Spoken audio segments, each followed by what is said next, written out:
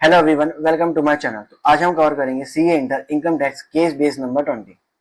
सब पहले हम पढ़ेंगे एमसीक्यू और उसको ध्यान में रखते पढ़ेंगे पूरा केस। ठीक है। अब सर पहला क्वेश्चन क्या है कि what is the residential status of mister Zukaro for assessment year 25-26।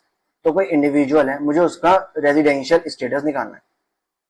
अब सर मुझे पता है जब भी मैं किसी इंडिविजुअल का रेजिडेंशियल स्टेटस निकालता हूँ तो पहले स्टेप में मैं ये देखता हूँ कि वो रेजिडेंट है या फिर नॉन रेजिडेंट। और उसके बाद अगर वो रेजिडेंट बनता है तो अगले स्टेप में चेक करता हूँ कि वो आरओआर बनेगा या फिर आरएनओआर बनेगा। अब सर जब मैं पहले स्टेप में चेक करता हूँ कि वो रेजिडेंट है या फिर नॉन रेजिडेंट, तो इसके लिए उसे इन दोनों में से कोई एक कंडीशन पूरी करनी होती है। तो जैसे पहली कंडीशन क्या है कि उसका प्रीवियस ईयर में स्टे इंडिया कितना होना चाहिए, 182 डेज और मोर। ठीक है। या फिर प्रीवियस ईयर में स्टे कितना होना चाहिए सर, 60 डेज और मोर। और प्रीवियस ईयर से पहले वाले 4 सालों में मिला के स्टे इन इंडिया कितना होना चाहिए, 365 डेज और मोर। अगर वो दोनों में से कोई एक कंडीशन पूरी करे तो वो बन जाएगा रेजिडेंट। चलो अब केस पढ़ना स्टार्ट करते हैं। तो देखो उसने क्या कहा कि मिस्टर जुकारो जिनकी एज है 42, वो एक सिंगापुर के में रहने वाले हैं। ठीक है। और वो इंडिया आते रहते हैं, क्यों? बिजनेस पर्पस के लिए। अब सर वो इंडिया में पहली बार आए थे 20-21 में 270 डेज के लिए, 21-22 में आए थे 190 डेज के लिए, 22-23 में आए थे 145 डेज के लिए, और 23-24 में आए थे 155 डेज के लिए। और 24-25 के अंदर वो इंडिया में आए थे 10 अगस्त 2024 को और फिर इंडिया से चले गए 17 नवंबर 2024 को। अब इसके बेस पे हम निकालेंगे उनका प्रीवियस ईयर में स्टे कितना है। तो पहले कब आए थे, 10 अगस्त में, गए कब, 17 नवंबर। हमने देखा अगस्त में 22 दिन रहे, सितंबर, अक्टूबर, नवंबर, मिला के उनका स्टे इन इंडिया कितना है, 100 डेज। मतलब 182 डेज वाली कंडीशन तो पूरी नहीं करेंगे। ठीक है। अब सर सेकंड कंडीशन चेक करते हैं। सेकंड कंडीशन क्या थी कि उनका प्रीवियस ईयर में स्टे होना चाहिए 60 डेज और मोर। सर वो तो है। साथ साथ पिछले 4 सालों में मिला के स्टे कितना होना चाहिए, 365 डेज और मोर।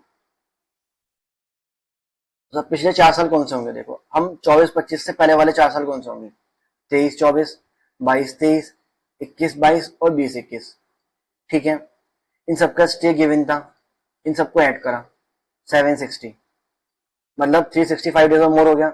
मतलब वो रेजिडेंट तो बन गए क्योंकि उन्होंने ये वाली कंडीशन पूरी कर ली। अब सब मुझे अगले स्टेप में चेक करना है कि वो आरओआर बनेंगे या फिर आरएनओआर बनेंगे। सर इसके लिए उन्हें ये दोनों कंडीशन पूरी करनी होगी। सर दोनों कंडीशन कौन सी है? पहली कंडीशन होती है कि प्रीवियस ईयर से पहले वाले 10 सालों में किन्हीं 2 साल वो इंडिया के रेजिडेंट बने हो, और प्रीवियस ईयर से पहले वाले 7 सालों में मिला के उनका स्टे इन इंडिया कितना चाहिए, 730 डेज और मोर। अब सब मुझे पता है वो इंडिया में पहली बार आए कब थे, 20-21 में, फिर 21-22, इससे पहले तो कभी आए नहीं थे। तो देखो क्या इन 4 सालों में किसी 2 साल वो इंडिया के रेजिडेंट बने हो। सो देखो 20-21 में बनेंगे और 21-22 में, क्यों? क्योंकि इन दोनों साल बेसिक कंडीशन 182 मोर वाली पूरी करेंगे, तो इन 2 साल तो इंडिया के रेजिडेंट बने ही होंगे। मतलब पहली कंडीशन तो पूरी करी थी। और क्या इन सबका स्टे मिला के 730 और मोर, ऐसा 760 है। मतलब ये दोनों कंडीशन पूरी कर दी, मतलब उनका स्टेटस क्या हो गया, आरओआर। समझ में आया क्यों? क्योंकि इन्होंने पहले इन दोनों में से कोई एक कंडीशन पूरी कर दी और उसके बाद सेकंड स्टेप में जो दोनों कंडीशन पूरी करनी थी वो पूरी कर दी, तो उनका स्टेटस हमने क्या निकाल दिया, ROR, resident and ordinary resident of India. तो ये हो गया हमारा पहला क्वेश्चन सॉल्व।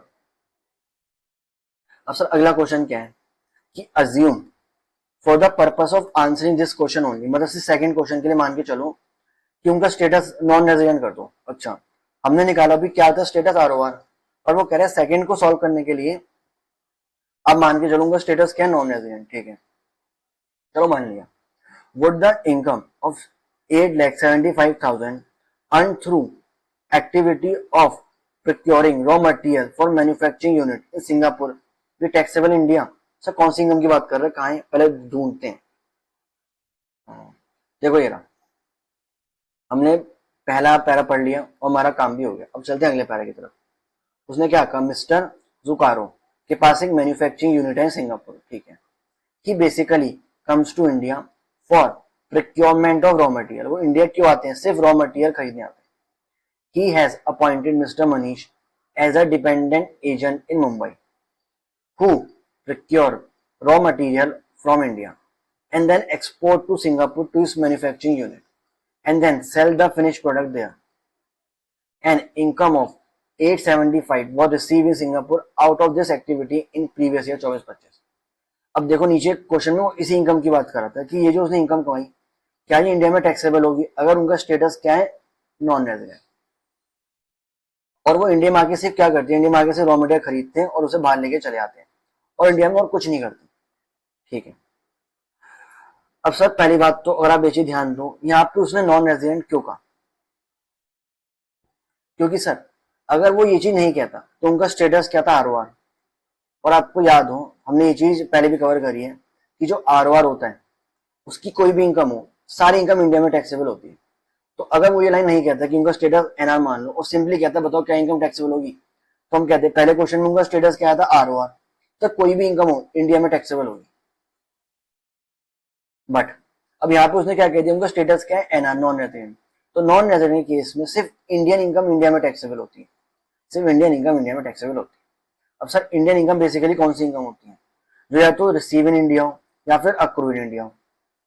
अब मैं देखा रिसीव इन इंडिया तो है नहीं क्योंकि रिसीव का सिंगापुर उसने ऊपर लिखा था। अब सर क्या वो अक्रू इन इंडिया है, अब ये चीज वो चेक करनी। तो अगर आपको सेक्शन 9 याद हो तो सेक्शन 9 में एक पॉइंट था, वो क्या कहता है कि अगर आपका इंडिया में कोई बिजनेस कनेक्शन है, अगर आपका इंडिया में कोई बिजनेस कनेक्शन है और आप इस बिजनेस कनेक्शन से कोई इनकम कमा रहे हो तो वो इनकम अक्रू इन इंडिया मानी जाती है, इंडिया में टैक्सेबल होती है। अब ठीक है, अब सर मुझे भाई ये चीज चेक करनी है, जो मैं इंडिया में आके रॉ मटेरियल खरीद रहा हूँ और फिर एक्सपोर्ट कर रहा हूँ, क्या ये बिजनेस कनेक्शन की डेफिनेशन में आएगा या फिर नहीं। अगर आ गया तो इनकम इंडिया में टैक्सेबल होगी, अगर नहीं आया तो इंडिया में टैक्सेबल नहीं होगी। अब सर इसमें एक सेक्शन 9 में आपको याद हो उसमें सर कुछ पॉइंट दिए थे, जब हम बिजनेस कनेक्शन नहीं मानते उसमें सर एक पहला पॉइंट ही था कि अगर आप इंडिया में आए और आपने परचेस ऑफ गुड्स करे, क्यों करे, क्योंकि आपको एक्सपोर्ट करना आउटसाइड इंडिया, बस, और आपने कुछ नहीं करा, इंडिया में आए गुड्स परचेस करे और इंडिया के बाहर लेके चले गए, बस। हमारे केस में भी यही हुआ है, अगर ऐसा केस होता है तो हम उससे बिजनेस कनेक्शन नहीं मानते हैं, एज अ रिजल्ट ये इनकम अक्रू इन इंडिया नहीं मानी जाएगी और फिर ये इंडियन इनकम नहीं बनेगी, और इंडियन इनकम नहीं बनेगी तो इंडिया में टैक्सेबल नहीं होगी। तो आपको समझ में आया, ये जो इनकम है इंडिया में टैक्सेबल नहीं होगी बिकॉज ऑफ सेक्शन नंबर 9। तो हमारे इस क्वेश्चन का आंसर होगा सर ये बी ऑप्शन, कि इनकम इंडिया में टैक्सेबल नहीं होगी। नो, क्यों नहीं होगी, क्योंकि ये कन्फाइन है only to purchase of goods in India for further export, hence not income deemed to accrue in India. अब सर देखो एक ऑप्शन डी भी था जो कह रहा है इंडिया में टैक्सेबल नहीं होगी, बट इसका रीजन गलत है, कह रहा है क्योंकि इनकम रिसीव आउटसाइड इंडिया हुई है, तो ये वाला पॉइंट तो है नहीं, तो इसलिए इसका आंसर होगा बी।